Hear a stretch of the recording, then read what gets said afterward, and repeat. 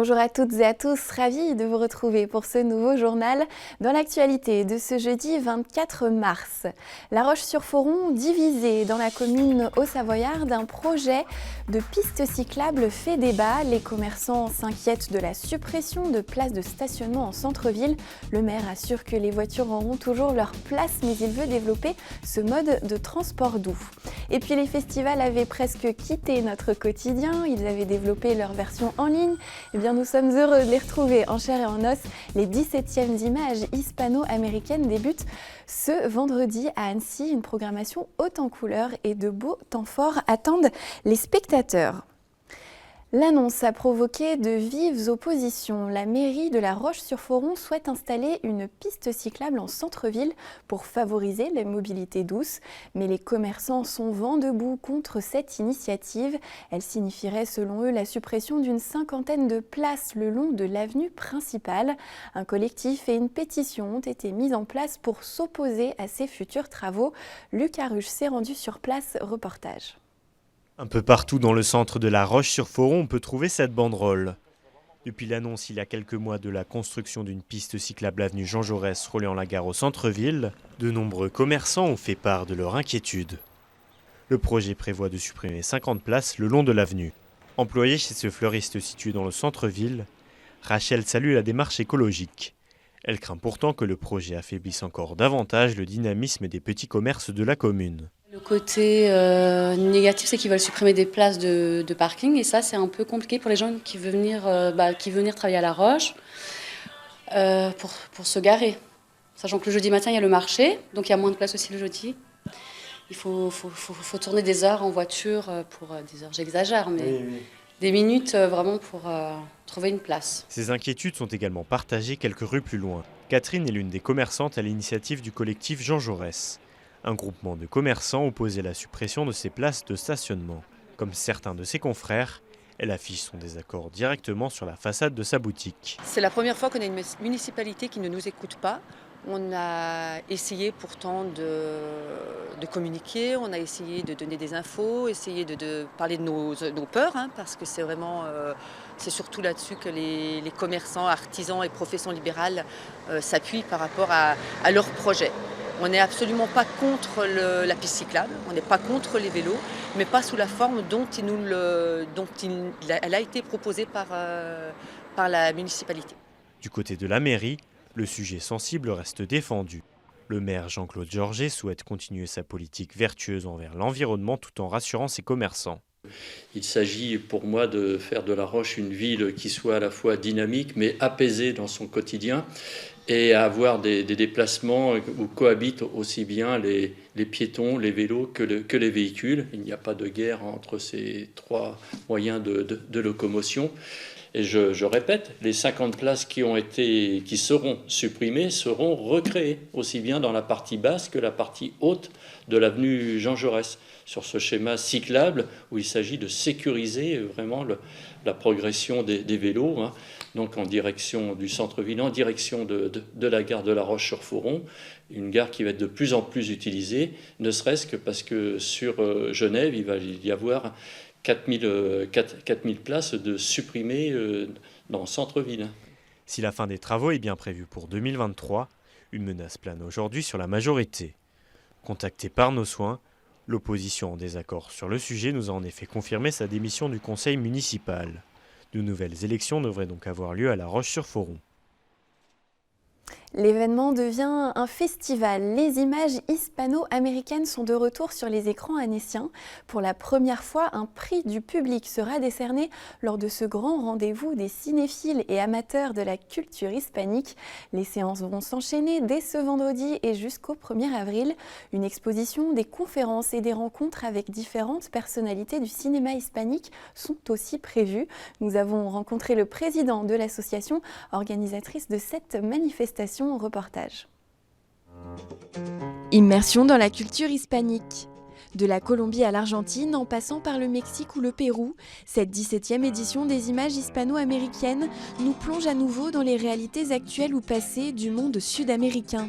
Après une édition 2020 numérique, les amateurs ont rendez-vous dans les salles annéciennes dès le 25 mars.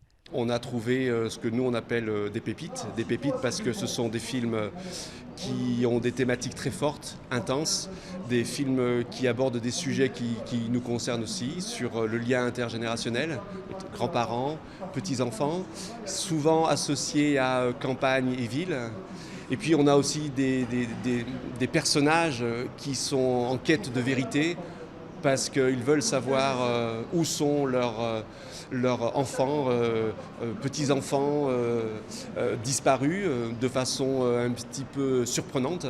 Désormais, on peut appeler l'événement festival, une distinction qui lui conférera sans nul doute plus de visibilité et obtenue grâce à la mise en place d'un prix du public. Nous avons décidé de faire voter le public et donc décerner le prix du public autour de 5 films qui sont projetés 2 fois dans les salles de la Turbine, au Mikado également, et puis à l'auditorium de Sénaux. Ces 5 films donc, feront l'objet donc, d'une note que chaque spectateur pourra donc donner. Les salles obscures ne seront pas les seules à être inondées par la culture hispanique durant cette semaine de festival.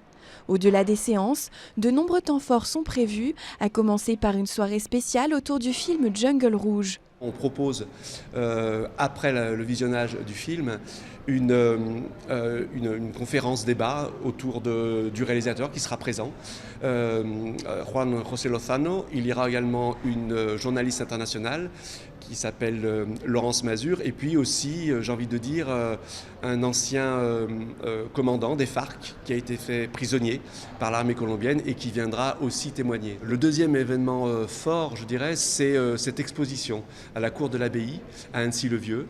Il s'agit d'un peintre de Valence, franco-cubain, qui viendra donc, qui est déjà présent puisque l'exposition a commencé hier. C'est une peinture assez extraordinaire. Le président de l'association Action contre la faim tiendra aussi une conférence à la Turbine le samedi 26 mars à 16h. Il témoignera des problématiques rencontrées sur le terrain en Amérique latine. Le programme de cette 17e édition est à retrouver sur le site imagehispano-américaine.fr. Et nous continuons à parler de culture avec mon invité du soir. Bonsoir Eva Duchamp-Konikova. Bonsoir.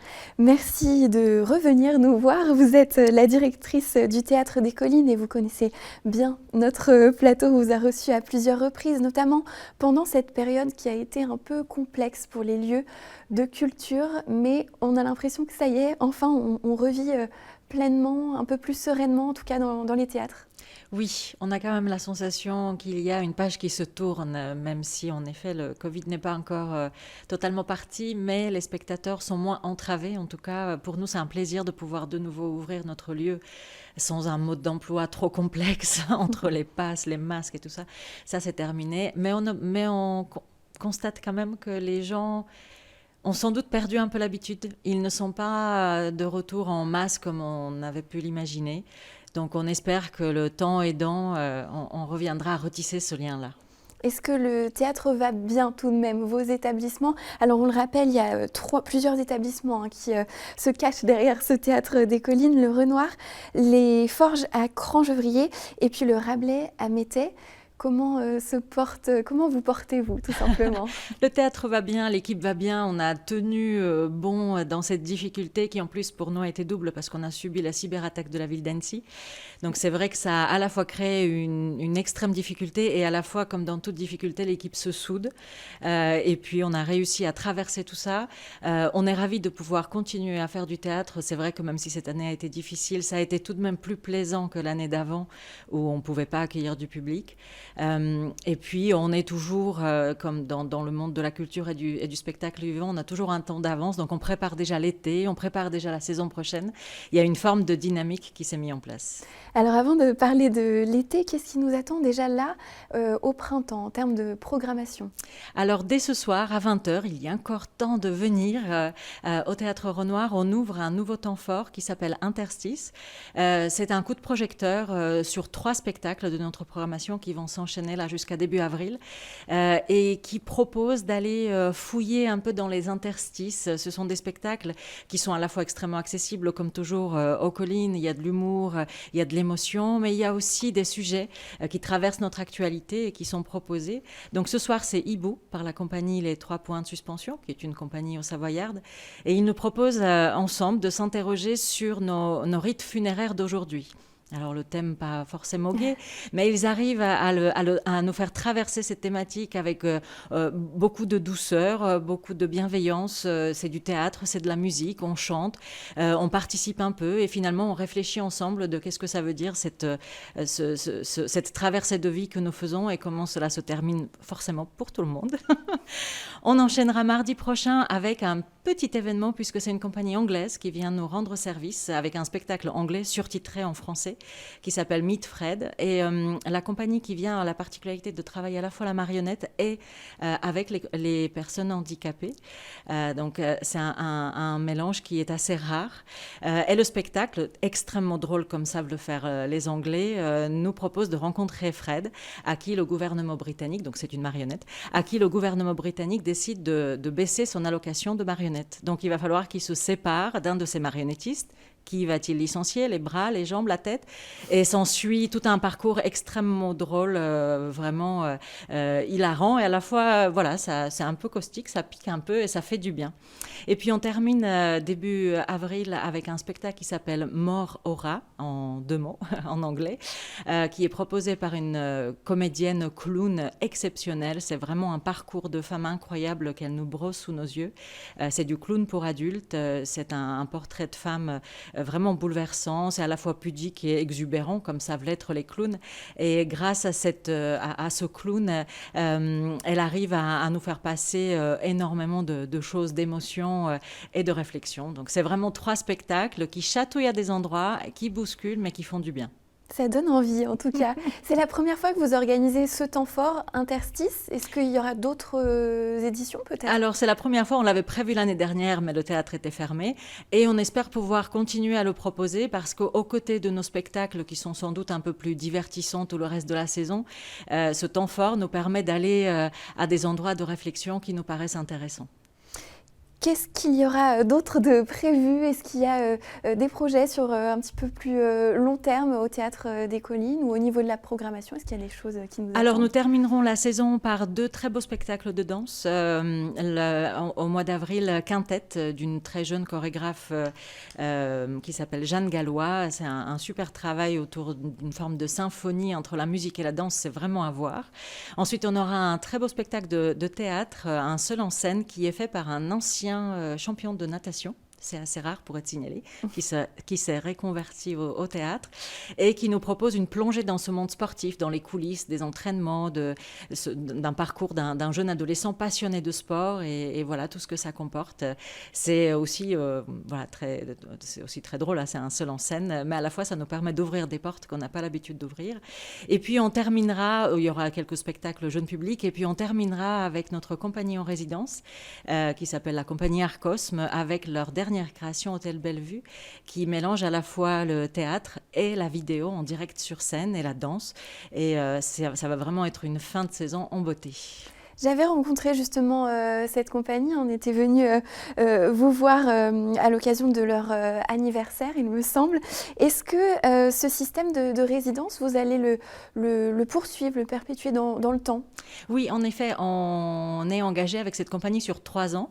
Donc on aura le plaisir de les accueillir l'année prochaine et on prépare avec eux la saison suivante avec de nouveau des surprises, des temps forts, des rencontres avec les habitants, des projets avec des partenaires. On a hâte. Un petit mot sur l'été, on aura peut-être l'occasion d'en reparler, mais on vous retrouve aussi cet été?